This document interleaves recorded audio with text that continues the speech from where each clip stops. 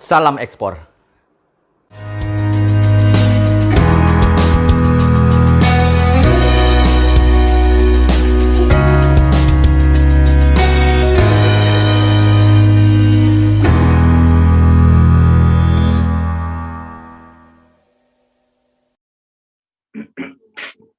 Assalamualaikum warahmatullahi wabarakatuh. Selamat pagi, salam sejahtera bagi kita semua. Salam sehat selalu dan salam ekspor. Kembali lagi di Export Expert Talk yang pada pagi hari ini sudah masuk ke episode yang ke-15. Nah, pada pagi hari ini kita dapatkan expert yang sangat expert. Nah, kita bisa sampaikan seperti itu. Kita kehadiran Ibu Regina Kindangen. Nah, siapa beliau? Nanti kita akan bicara dengan beliau lebih lanjut. Kita akan ngulik ya bahasanya pengalaman beliau selama ini. Jadi beliau ini sudah ekspor produk home decor ke 43 negara. Nah, siapa Bu Regina? Mungkin kita panggil Bu Regina dulu. Selamat pagi Bu Regina. Halo, selamat pagi Pak Haris. Pagi teman-teman. Nah, terima kasih Bu Regina sudah hadir pada podcast kita pada pagi hari ini. Jadi podcast ini disiarkan secara live Bu Regina tiap hari Sabtu jam 9 sampai dengan 10 pagi. Media utamanya di mana? Itu di YouTube dan juga di channel by Satellite di Freeset bisa. Kemudian juga bisa di aplikasi Genflix. Nah, tema pada pagi hari ini tema pada pagi hari ini sangat menarik, yaitu apa nih? Tampah yang ternyata kalau dijual di luar negeri, kalau diekspor untungnya bisa melimpah. Nah, nanti mungkin Bu Regina bisa menjelaskan kenapa bisa seperti itu dan pengalaman yang paling utama nih, pengalaman Bu Regina nih selama ekspor puluhan tahun ini bagaimana, dan mungkin bisa memberikan tips dan triksnya kepada kami junior-junior ini supaya bisa seperti Bu Regina. Nah, Bu Regina nih sebelumnya kami izin untuk tayangkan profil Bu Regina dahulu ya, supaya kita bisa lebih kenal lebih dalam. Silakan, bisa Pak kita Haris. putar dulu nih.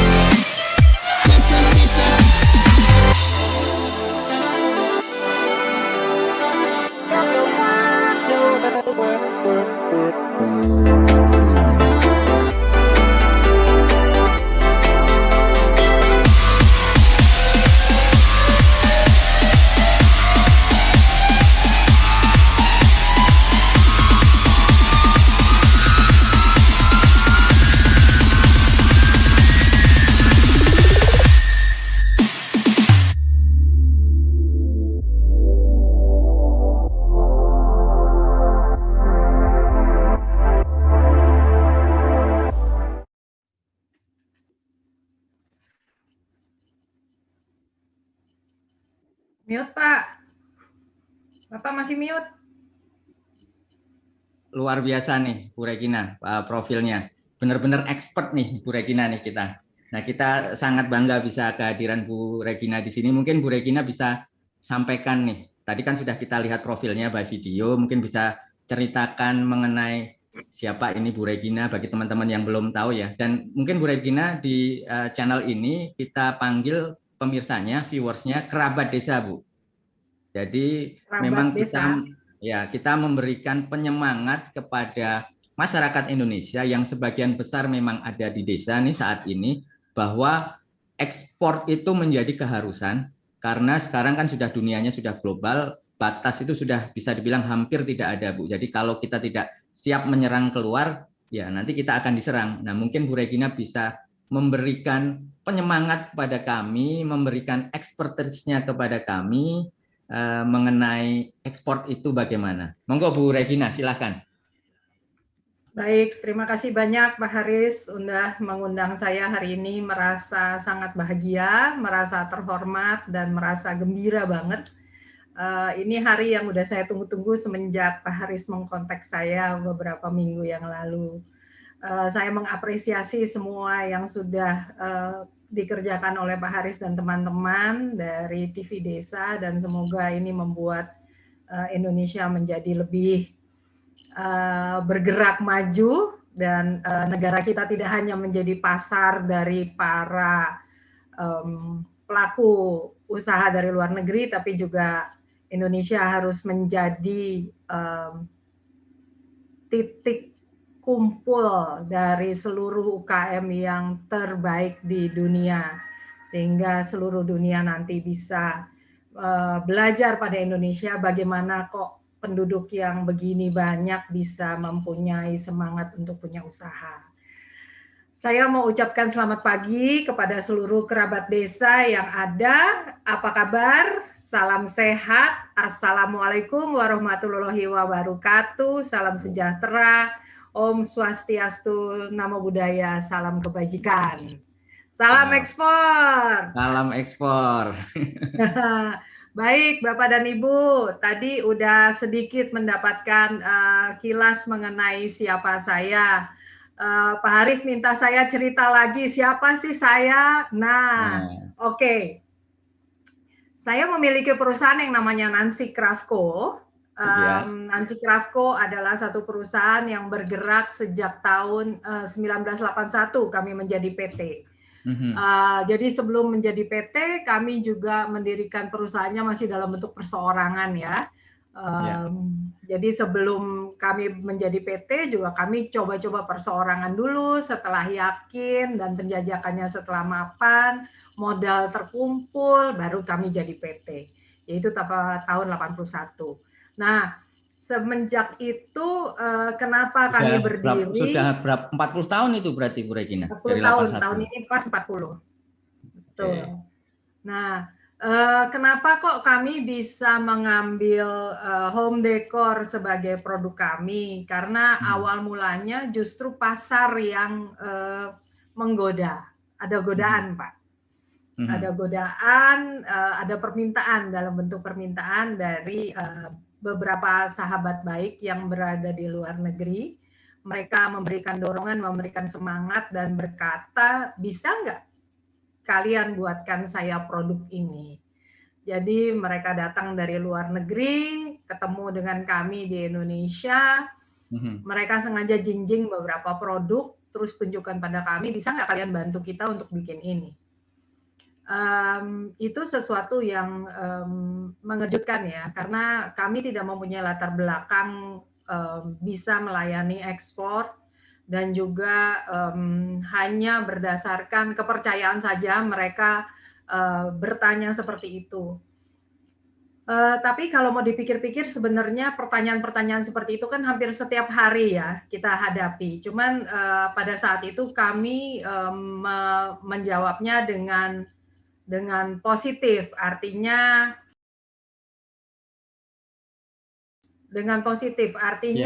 kami menjawabnya tantangan tersebut dengan menantang kembali dan menerima ajakan mereka, sehingga kami mengatakan oke, kita coba. Nah, pada saat kita coba itu benar-benar Bapak dan Ibu kita nggak tahu ya mesti bagaimana. Saya masih ingat banget waktu itu saya masih belum lulus kuliah ya, masih masih SMA.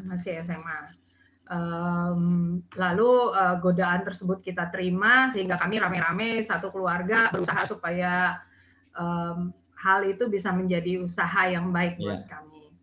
Ekspor kemana Bu Regina? Pertama, ekspor pertama kemana nih? Ekspor pertama ke negara pertama, karena kan ada 43 nih. Ya, customer yang pertama-tama itu kami dapatkan dari Amerika, dari Australia, sama dari Switzerland. Di tahun 81 itu? Iya. Waduh. Tahun 81.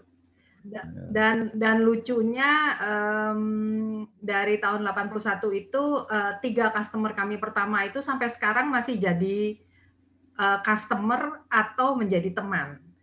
Dalam artian mereka berubah usahanya ya. Mereka berubah usahanya, ada yang sudah jual perusahaannya, ada yang udah nggak udah tidak menjual home decor lagi, jadi mereka sudah tidak import barang home decor lagi.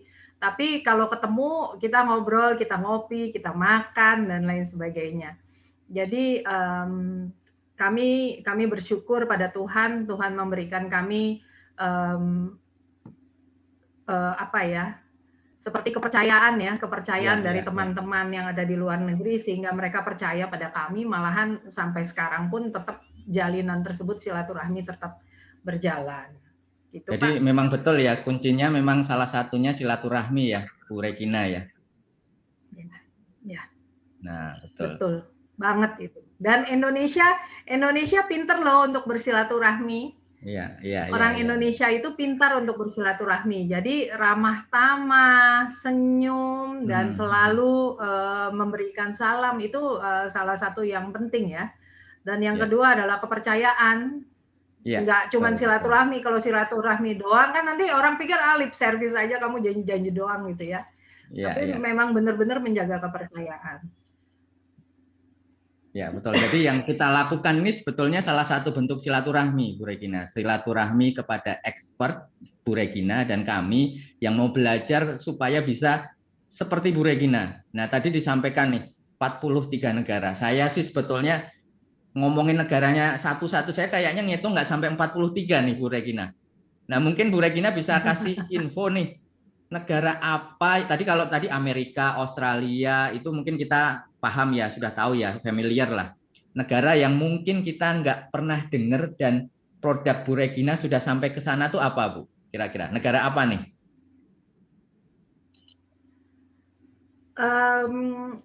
Kalau sampai negara yang jarang diketahui orang sih, kayaknya udah banyak ya negara-negara itu. Kita Indonesia tuh kan sudah terbuka ya, dan semua banyak negara sudah membuka diri. Jadi kalau pasar yang non tradisional yang saya bisa masuki adalah salah satunya, misalnya Amerika Selatan, negara-negara di Amerika Selatan. Lalu ada juga di Afrika Selatan, ada juga. Lalu Rusia juga marketnya menarik loh kalau buat home decor Indonesia.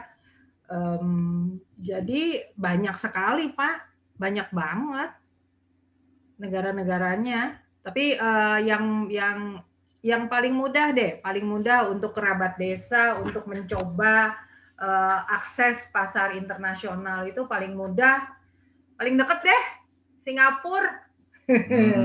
Singapura, Malaysia itu paling mudah Pak kalau buat pemula ya, karena secara geografis tidak terlalu jauh, sehingga ongkos pengiriman barang baik melalui udara ataukah melalui laut juga tidak mahal, tidak terlalu mahal ya.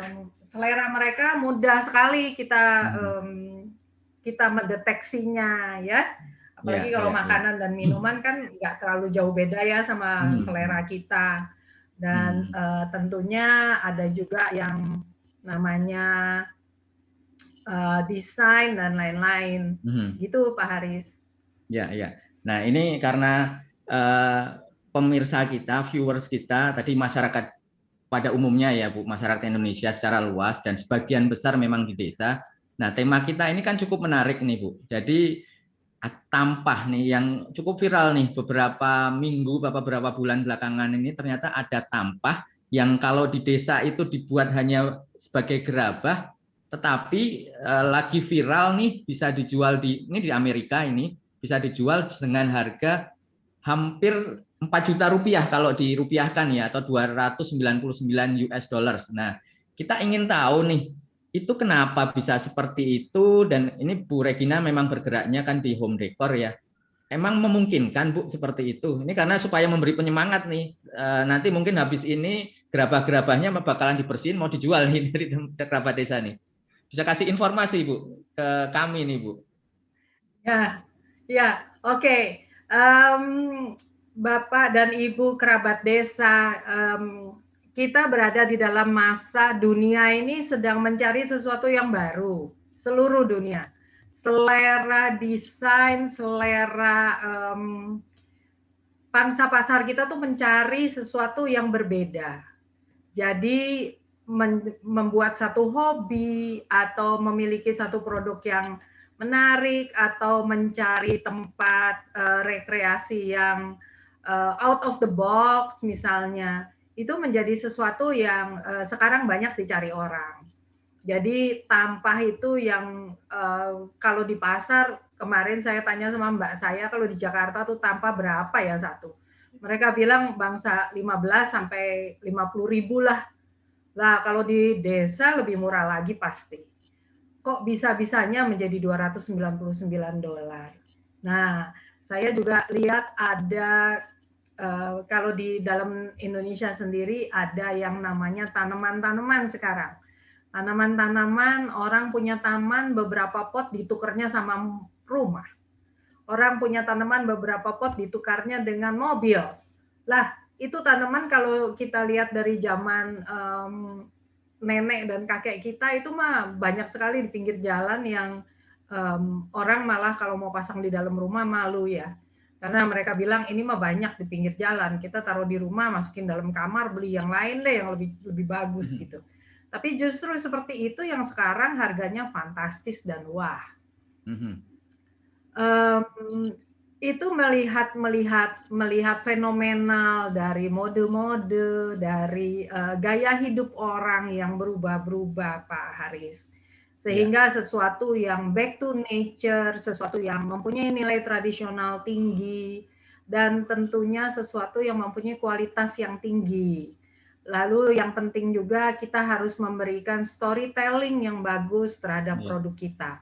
Kalau Bapak dan Ibu lihat, itu bisa dilihat di internet, itu Bapak dan Ibu bisa lihat storytelling mereka untuk produk-produk yang istimewa, yang harganya sebenarnya harga produksinya tidak terlalu tinggi, tetapi bisa dijual dengan harga tinggi, itu pasti mempunyai added value. Jadi added value adalah sesuatu juga yang tidak bisa kita lupakan. Added value adalah sesuatu yang artinya membuat satu produk itu menjadi nilainya lebih tinggi. Contoh, misalnya Bapak dan Ibu jual apa ya? Kerupuk deh, kerupuk yang kerupuk kan di mana-mana kan banyak orang yang punya kerupuk macam-macam ya, harganya juga murah. Tapi kalau misalnya kerupuk itu bisa di-packing dengan bagus, terus dikasih tahu bahwa misalnya ini ikan-ikannya kita dapat dari perikanan atau peternakan ikan kita sendiri, lalu mengatakan bahwa ini diproduksi oleh ibu-ibu di kampung yang para suaminya terkendala COVID sehingga kehilangan pekerjaannya dan lain sebagainya, itu mempunyai nilai tambah tersendiri. Hal-hal seperti itu yang kita bisa gunakan supaya membuat produk kita menjadi lebih menarik. Apalagi kalau kita bicara tentang pasar ekspor ya. Pasar ekspor tentunya mereka juga tahu, mereka juga bisa lihat, apalagi pembelinya, importirnya. Importirnya tahu bahwa tampah itu adalah sesuatu yang very common ya, sudah banyak orang pakai. Malahan dipakai untuk bersihkan beras, malahan kayak nggak diperhatikan lah ya, cuman taruh di rumah aja gitu, taruh di tanah, taruh apa segala macam, sesuatu yang sebenarnya bukan barang baru, tapi sesuatu yang ada dalam kehidupan orang sehari-hari. Jadi kalau mau dibilang Desain baru juga enggak. Kalau mau dibilang inovasi baru juga enggak. Nah, itu bergerak dari tradisi sehingga diapresiasi oleh importirnya dan menghasilkan nilai jual yang tinggi. Dan yang berikutnya adalah karena itu masuk dalam pasar yang nilainya tinggi, artinya masuk dalam niche market. Niche market itu artinya kuantitinya tidak bisa banyak. Kuantitinya tidak bisa banyak. Jadi bukan seperti produk yang kuantitinya bisa 1.000 atau 2.000 atau 3.000 pieces terjualnya. Tetapi dia akan masuk dalam niche market yang mempunyai kuantiti yang tidak banyak, tapi harga jualnya tinggi karena added value-nya tinggi. Jadi pasar kita ada macam-macam, Pak Haris. Itu Pak Haris. Ya, jadi tidak bisa semerta-merta tiba-tiba kita jual yang tadi 15.000, kita langsung kirim ke Amerika lah bisa laku 4 juta, kan nggak bisa seperti itu ya, Bu Regina. Pasti harus ada storytelling-nya, dan tadi yang disampaikan Bu Regina tadi bahwa ini niche market, pasarnya kecil. Jadi kita harus tahu mana yang kita sasar, tujuannya siapa, dan siapa yang menjual. Tadi contohnya Bu Regina sudah sampaikan, beliau punya rekanan, partner yang sudah hampir seperti saudara, yang sudah 40 tahun berhubungan. Nah, mungkin seperti itu Bu Regina bisa jual bahkan nggak cuma 4 juta, 8 juta mungkin Bu Regina bisa jual si tampah tersebut. Tetapi tentunya tadi dengan storytelling-nya kan, bahwa ini produk eksklusif dari Regina Kindangan. Nah, itu mungkin bisa dijual mahal ya Bu Regina. Satu contoh mungkin seperti itu ya Bu ya. Ya, kira-kira seperti itu. Jadi kita sebagai entrepreneur ya, saya sebutnya entrepreneur ya. Entrepreneur itu harus berpikir out of the box selalu. Jadi jangan hanya saya bisanya produksi ini. Jadi ya udah ini aja yang aku produksi. Lalu nggak peduli dengan permintaan pasar, nggak peduli dengan tren, nggak peduli dengan komentar-komentar konsumen, nggak peduli dengan pergerakan-pergerakan apa yang ada di pasar yang kita sasar, tapi pokoknya saya gini ya gini. Nah, yang kayak gitu itu nggak bisa. Jadi seorang entrepreneur itu harus selalu melihat apa yang ada di sekitar kita, yang menunjang usaha kita, dan kita bergerak ke arah sana. Jadi sesuatu membangun usaha itu selalu dinamis, nggak bisa pokoknya aku gini ya gini lah gitu, nggak bisa. Jadi harus selalu dinamis mengikuti permintaan-permintaan pasar. Seperti misalnya pembeli-pembeli saya dari asalnya hanya 3 negara sehingga menjadi 43 negara, itu kan juga satu mindset yang harus dibuka ya. Jadi kita harus berpikir secara internasional lah. Orang kita ada di Jakarta, kita ada di Indonesia, bagaimana kita berpikir cara pikir orang Amerika, gimana kita berpikir cara pikir orang Jepang, gimana kita bicara dengan mereka sampai mereka percaya sama kita. Itu semua mempunyai apa ya?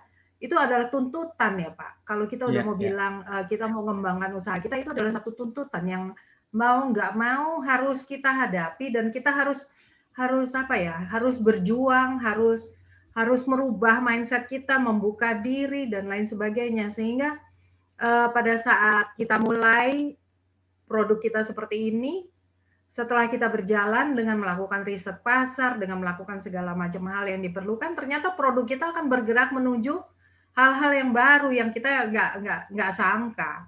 Tiba-tiba kita berpikir, loh, dulu aku mulai bikin ini, kok sekarang jadinya aku bikin ini ya, gitu. Kadang-kadang orang suka begitu, karena itu adalah tuntutan pasar. Tetapi jangan dilupakan bahwa setiap perusahaan itu mempunyai identity ya. Identity kita tuh apa? Usaha kita apa? Itulah identitas kita. Nah, kalau saya mengatakan harus open mindset, thinking out of the box, terus berpikir selalu membuka diri terhadap luar negeri dan jalan pikiran orang-orang asing, bukan berarti bahwa saya mengajak Bapak dan Ibu kehilangan identitas kita. Nggak bisa. Identitas kita adalah kita. Seperti misalnya gini, kalau Bapak dan Ibu lihat website saya, Nancy Craft nih, di belakang di background ada tulisannya Nancy Craft Co. Coba Bapak dan Ibu ketik aja Nancy Craft Co. Lihat identitas kita seperti apa. atau buka Instagramnya, lihat identitas kita kayak apa. Jadi pergerakan kita secara identitas itu tidak banyak berubah. Yang berubah adalah desain, karena orang Amerika minta desainnya beda sama orang Jepang. Orang Rusia minta desainnya beda sama orang Jerman dan lain sebagainya, sehingga kita dituntut untuk mengembangkan desain kita. Tapi identitas kita tetap. Contoh deh, yang paling gampang, misalnya seorang penyanyi dangdut, seorang yang ahli bernyanyi dangdut. Identitas dia adalah penyanyi dangdut. Kalau dia untuk mengembangkan pasar, dia mesti berubah menjadi seorang penyanyi rock atau penyanyi jazz, itu artinya sudah hampir kehilangan identitas dia. Tapi kalau dia mau mengembangkan diri dengan tetap kepada identitas dia akan tetap bergerak di musik dangdut, tetapi dengan fasilitas musik yang berubah-ubah. Misalnya menambahkan selo, menambahkan biola, terus pakaiannya darinya ala dangdut menjadi ala yang modern dan lain sebagainya. Lalu panggungnya juga menjadi internasional, lalu dia bekerja sama dengan perusahaan-perusahaan rekaman luar negeri, tetapi identitas dia adalah penyanyi dangdut. Gitu. Nah, itu yang tidak boleh berubah. Dangdutnya itu nggak boleh berubah. Nah, gaya dia pakaian mau berubah silahkan. Gayanya dia manggung mau berubah silahkan. Musiknya mau dipakai musik piano dan lain-lain silahkan. Karena itu adalah kreativitas. Tetapi identitas dia adalah penyanyi dangdut. Kayak gitu kira-kira Pak. Identitas betul, itu kayak betul. gitu. Ini menarik sekali nih. Identity harus konsisten. Nah, Bu Regina ini juga terkenal selaku UKM Transformers. Nah, pada kesempatan episode hari ini, Bu Regina juga akan memberikan door prize kepada kerabat desa, pada viewers yang beruntung. Jadi silahkan tanya, silahkan masukkan emailnya di kolom chat yang di YouTube dan nanti akan diundang. Caranya bagaimana? Nah, kita tunggu setelah pesan-pesan berikut ini. Salam ekspor. Nah, kembali lagi di Expert Talk nih dengan Ibu Regina Kendangen.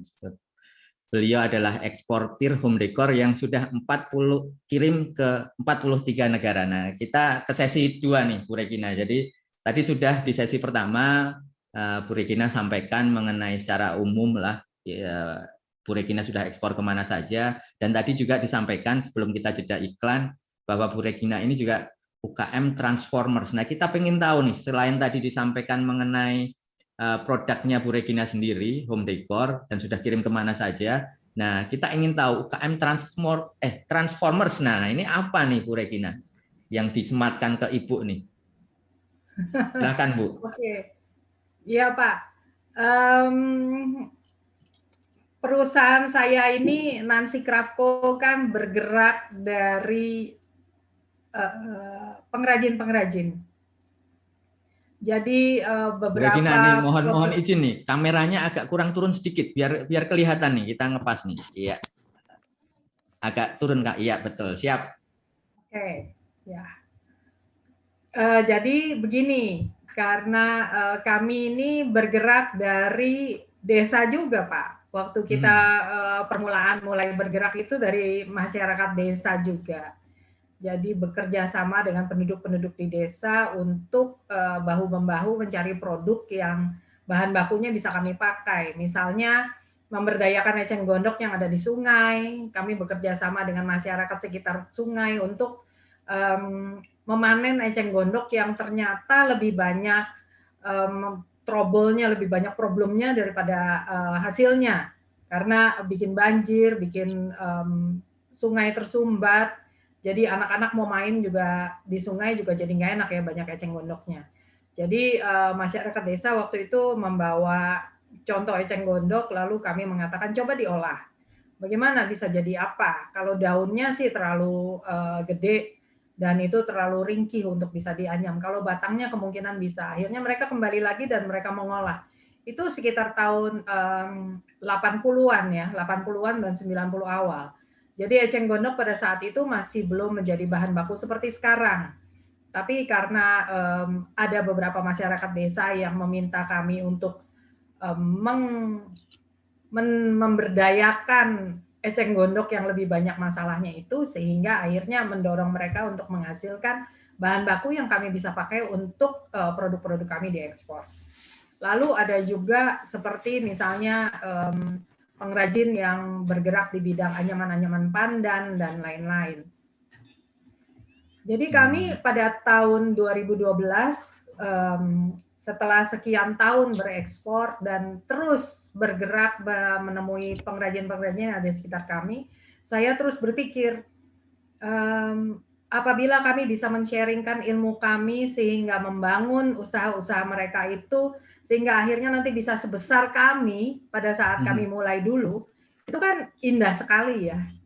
Jadi berdasarkan mimpi tersebut, saya terjun langsung ke daerah-daerah di seluruh Indonesia, bergerak bersama dengan kementerian, bergerak bersama dengan BUMN, dan mereka juga membuka tangan lebar-lebar sehingga kita bisa bersinergi dan dinamis sekali, bisa mencapai ke hampir seluruh provinsi yang dari Indonesia dari tahun 2012 sampai dengan sekarang.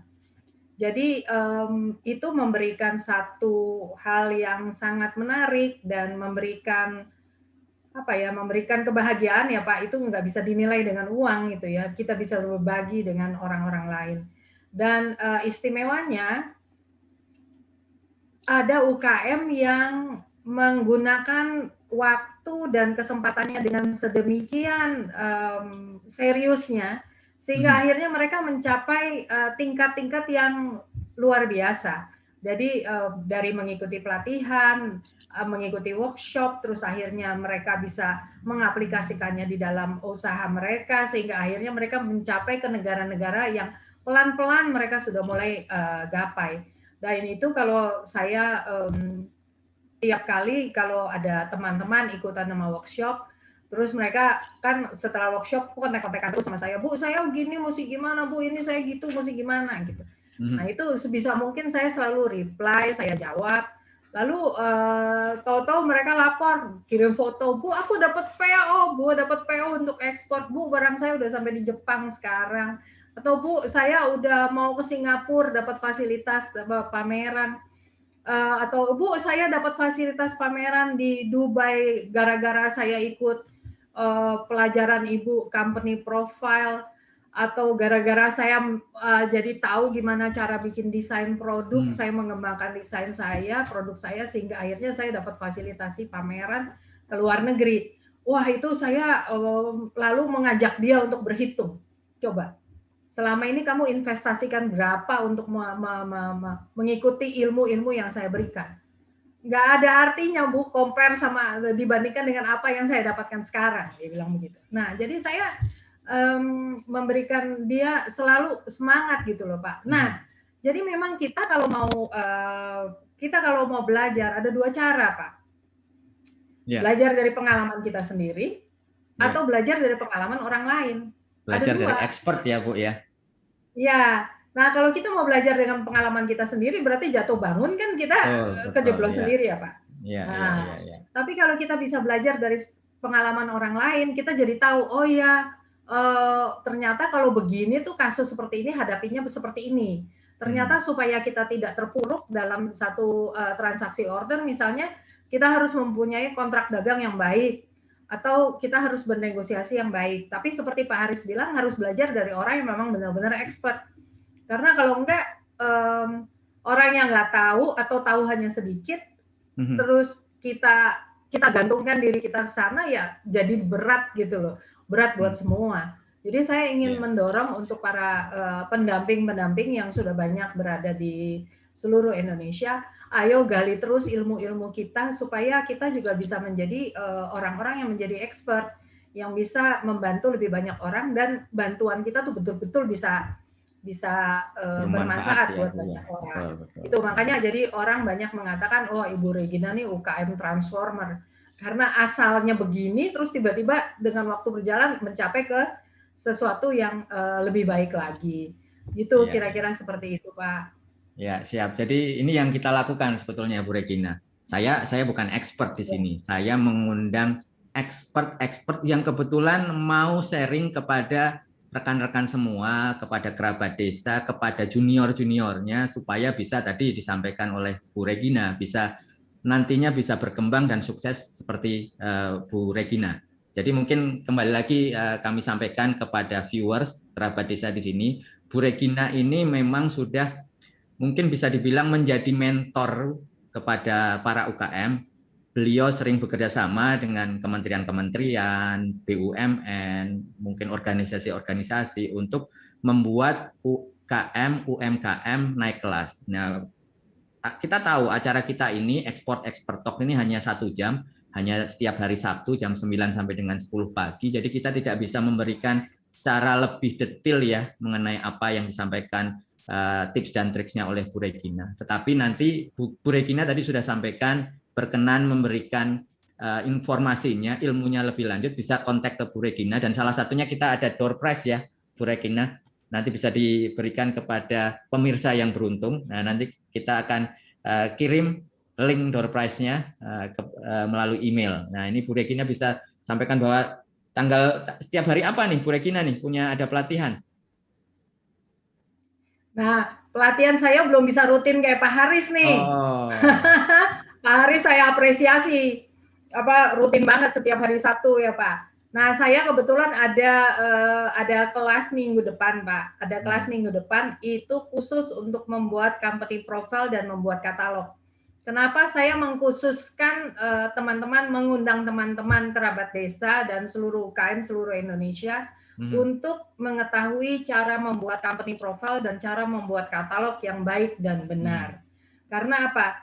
Karena di masa new normal kayak begini, pameran tidak ada dan kita tidak bisa bicara langsung dengan konsumen kita. Kita nggak bisa bertatapan langsung dengan konsumen kita. Kalaupun bisa, kita hanya bisa lewat Zoom seperti ini. Tapi itu pun tidak bisa banyak orang kita ajakin Zoom, karena cocokin waktunya juga nggak ada. Jadi bagaimana caranya memberitahu mereka tentang perusahaan kita, produk kita, dan yang kita miliki. Tidak ada cara lain kecuali memberikan katalog, memberikan company profile kepada mereka. Nah, saat ini pemerintah banyak sekali memberikan fasilitasi pameran dan dukungan-dukungan yang diberikan kepada UKM. Coba aja Bapak dan Ibu lihat, kalau misalnya ada fasilitasi seperti itu, nomor 1 yang akan diminta adalah apa? Foto produk, penjelasan tentang perusahaan Anda, perizinan, dan lain-lain. Nah, itu adalah yang namanya company profile. Foto produk apa? Ya itulah namanya katalog. Lah kalau katalog kita aja amburadul, company profile kita amburadul, padahal perusahaan kita bagus, padahal produk kita bagus, kan sayang banget. Sayang banget. Jadi company profile dan katalog itu adalah sesuatu yang paling penting untuk kita bisa menembus pasar kemanapun kita pergi. Mau lokal, mau ekspor, mau memenangkan persaingan, mau yang namanya promosi dan marketing, itu semua pakai company profile dan katalog. Mau online, mau offline, itu pakai company profile dan katalog. Apalagi yang namanya online. Masukin ke Facebook, masukin Instagram, masukin YouTube, semua. Itu cuman itu senjatanya 2 itu aja, katalog dan company profile. Itu membuka jalan karena they sell us themselves. Artinya apa? Mereka jadi kayak salesman kita, pergi kemana-mana, kita kirim klik aja, masukin ke email, udah diterima sama orang Amerika, diterima sama orang dari Dubai, dari Arab, dari Jepang, dari mana-mana, mereka semua tinggal baca dan lihat. Akhirnya kalau memang itu menarik, ya dia kontak kita, gitu. Ya. Termasuk tadi ya Bu Regina ya. Ya, termasuk tadi ketika kita mau jual tampah supaya bisa untungnya melimpah, itu kan salah satunya bisa kita jelaskan di company profile itu tadi kan ya Bu ya, kita sampaikan di situ tadi bahwa ini bukan tampah, mungkin bahasanya bukan tampah, tapi ini art home decor yang bisa digunakan dipajang di suatu tempat yang ini menarik lah. Nah, itu mungkin bisa disampaikan di company profile dan katalog produk. Nah, jadi bisa dibilang utamanya memang sekarang di situ. Kita kan apalagi kondisi sekarang ya Bu ya, semuanya melalui online, melalui Zoom. Orang pasti lihat tuh dari gambarnya dulu, dari deskripsinya lebih dahulu, baru kita bicara lebih lanjut kan ya Bu Regina. Nah, kalau pengalaman Bu Regina nih, ada nggak nih dari buyer Bu Regina yang sama sekali belum kenal, tapi dari melihat company profile Bu Regina tiba-tiba langsung tertarik, Bu. Mungkin bisa disampaikan karena ada pertanyaan di sini nih.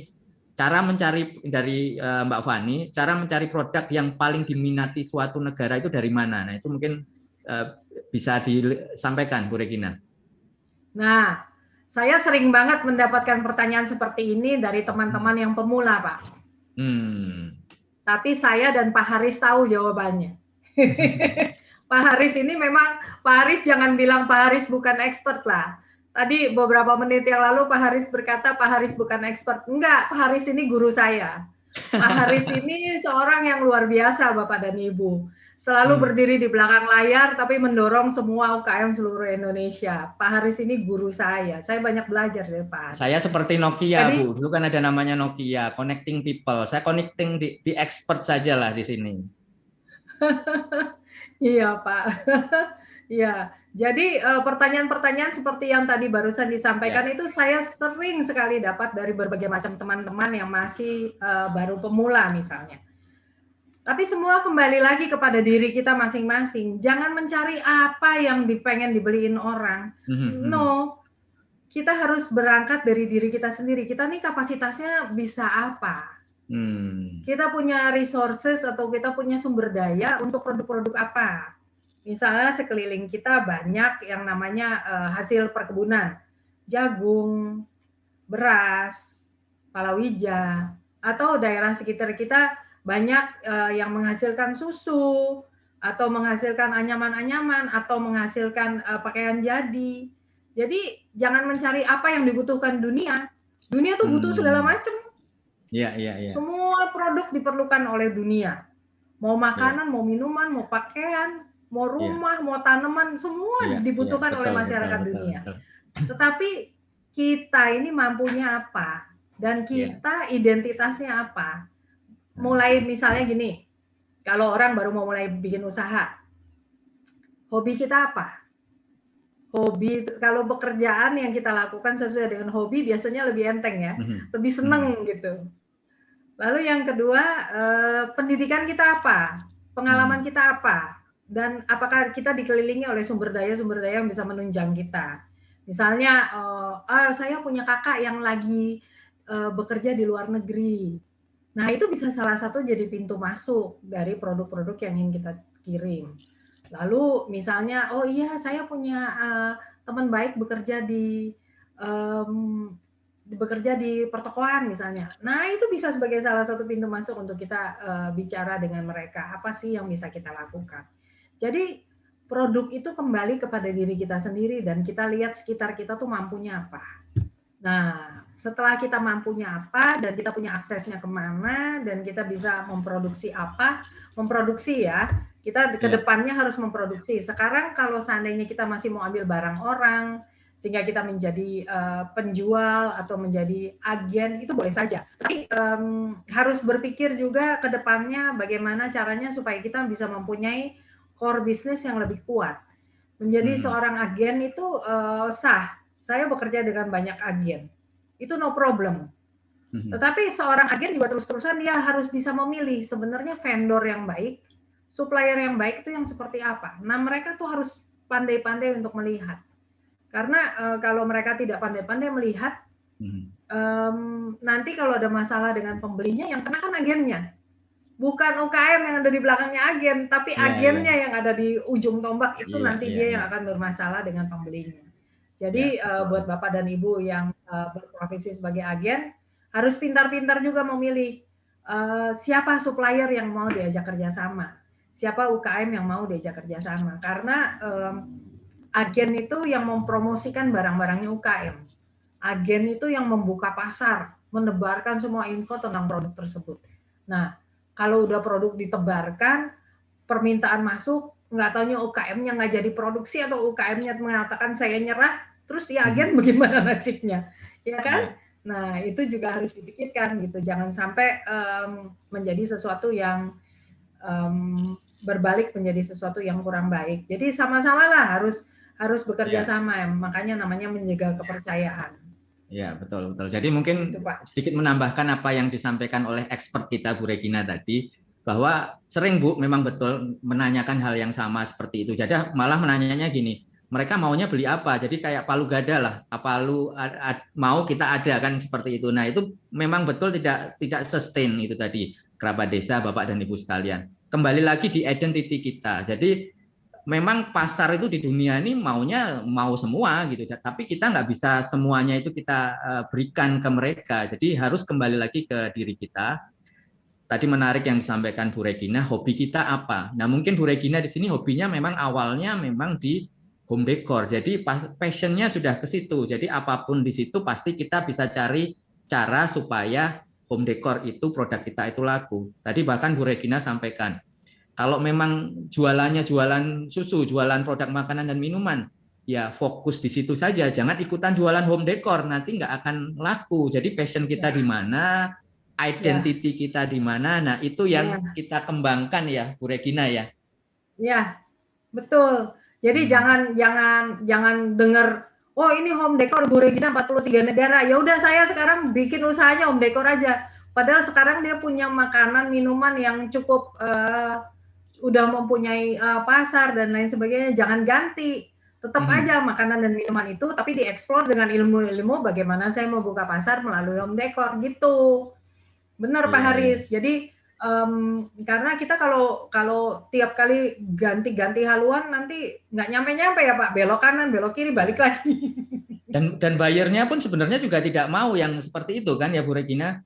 Kita kan namanya bayar luar negeri itu kan maunya sustainable ya. Kita nggak mau beli hanya sekali. Kalau kita hanya tadi contohnya ikutin tren pasar saja, wah ini jualan tambah bisa mahal, jualan itu. Nanti besoknya ada jualan lagi yang lain, jualan itu lagi. Nah, itu tidak konsisten. Jadi identity kita tidak ada begitu. Nah, itu yang perlu kita pelajari bersama. Nah, itu salah satunya kan disampaikan oleh Bu Regina tadi, kita belajar dari expertnya. Daripada kita jatuh bangun sendiri, nah kita belajar melalui expert, salah satunya melalui expert talk yang hadir tiap hari Sabtu jam 9 sampai jam 10 pagi ini. Nah, Bu Regina nih, nggak terasa kita hampir 1 jam, Bu Regina. Banyak sekali hal yang memang belum bisa kita gali dari Ibu, belum bisa kita dapatkan dari Ibu, tetapi kita ada beberapa hal yang poinnya bisa saya sampaikan dan mohon nanti dikoreksi Bu Regina bahwa kita harus tahu produk kita dulu, kita harus tahu kemampuan kita dahulu sebelum kita mau bersaing di luar negeri. Jadi kuatkan kita dulu, kuatkan kemampuan kita dulu, dan jangan ikutin pasar lah. Pasar itu sebagai tujuan kita sesuaikan, tetapi tentunya kita harus tahu kemampuan kita dahulu. Dan mungkin ini Bu Regina bisa sampaikan ke kerabat desa, mungkin last statement dari Bu Regina memberikan penyemangat kepada kita semua apa supaya kita bisa menjadi diri kita sendiri dan tetap bisa bersaing dan memenangkan pasar global, Bu Regina. Silakan, Bu Regina. Ya, yang pertama sekarang bukan masa yang normal. Sekarang adalah masa new normal. Pertama, Bapak dan Ibu jaga kesehatan, gunakan semua informasi yang sudah diberikan oleh pemerintah untuk bisa menjaga diri dari wabah yang sedang ada sekarang. Lalu yang kedua yang harus diperhatikan adalah kita harus selalu positive thinking. Positive thinking, jangan berpikir bahwa aduh ini saya belum mampu, aduh saya nanti aja, atau aduh apa gini dan gitu. Jangan. Tidak ada kata perfect untuk memulai sesuatu. Tidak ada yang namanya sempurna untuk memulai sesuatu. Mulai aja dulu dengan apa yang kita miliki sekarang. Mulai dulu, misalnya Bapak dan Ibu jualan minuman rempah-rempah. Ya mulai aja dulu dengan minuman rempah-rempahnya. Dan katakan kepada diri kita sendiri dan kepada keluarga supaya bisa mendorong dan bekerja sama, berdoa sama-sama supaya usaha yang baru dimulai ini bisa menghasilkan. Yang ketiga, milikilah jiwa entrepreneurship, jiwa wirausaha. Jadi jiwa wirausaha itu ada beberapa hal. Yang pertama adalah Bapak dan Ibu harus yakin kepada diri sendiri. Yang kedua adalah Bapak dan Ibu harus mempunyai daya lenting dan daya tahan menjadi seorang wirausaha itu nggak ada bedanya dengan pekerjaan yang harus kita tekuni sehari-hari. Tetapi menjadi seorang wirausaha itu mempunyai menuntut kita untuk bisa berjuang dengan lebih keras dibandingkan kalau kita bukan seorang wirausaha. Jadi Bapak dan Ibu, positive thinking dan selalu berkumpullah dengan orang-orang yang memang positif di sekitar Bapak dan Ibu. Setiap Sabtu luangkan waktu untuk mendengarkan narasumber-narasumber dari Pak Haris yang akan memompa semangat Bapak dan Ibu paling tidak seminggu sekali deh. Itu udah cukup memberikan semangat. Kalau seandainya ada pelatihan-pelatihan yang lain, ada workshop yang lain yang dikiranya positif, ya hayo aja join supaya memasukkan semua nilai yang positif. Dan ingat identitas kita ini apa. Jadi itu menjadi tolak pikir kita untuk berkembang nantinya ke depan. Gitu Pak. Siap. Terima kasih Bu Regina. Jadi kerabat desa, luar biasa yang disampaikan Bu Regina pada kesempatan episode kali ini di Expert Talk yang ke-15. Sekali lagi kami ucapkan terima kasih Bu Regina. Ini ada beberapa yang kontak saya langsung untuk mengikuti pelatihannya Bu Regina. Mungkin nanti Bu Regina bisa sampaikan linknya di chat di YouTube. Jadi IG-nya Bu Regina kan Regina.Kindangen ya Bu Regina ya. Ya.